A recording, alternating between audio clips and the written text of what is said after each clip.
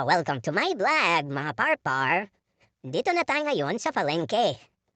Kagaling ko lang sa trabaho niya at dumaan ako ng kamatis. Nagpabili si Ermate.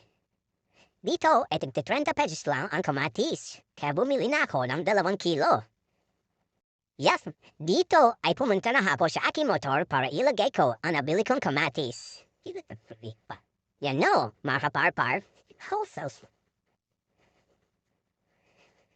Dito mo na nga nakita ko na ang aking motor. At inilagay ko na ang kamatis sa aking gulay board. Yan o mga kaparpar.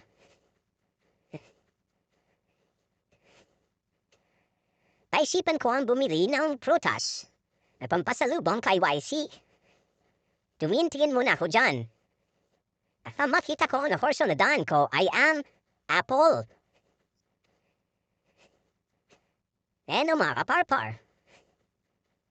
At na nakabili naman ako ng apple, ay inilagay ko na rin ito sa ating gulay board sa aking motor. At ang makita mo ay naiwan ko pala ang aking kamatis, muti walang kumuha. At dito nga ay pinandar ko na ang ating motor. Dali-dali na akong malis. At nakarating na nga ako dito sa amin. At nag-video pa nga ako sa aming pispan. Yan o mga kaparpar, tingnan nyo naman.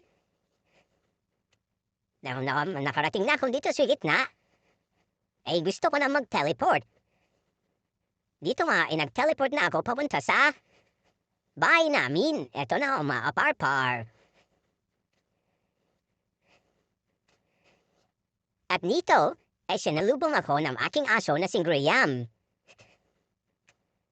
Ang kulit-kulit at ang liksi-liksi ni Graham. Nito ay napaipa nga siya.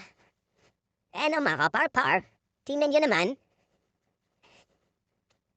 Naiihi na siya.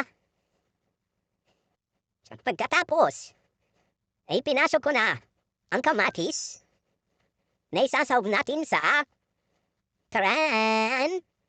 Suso! Yan o, sarap-sarap. Yurik na naman mga kaparpars.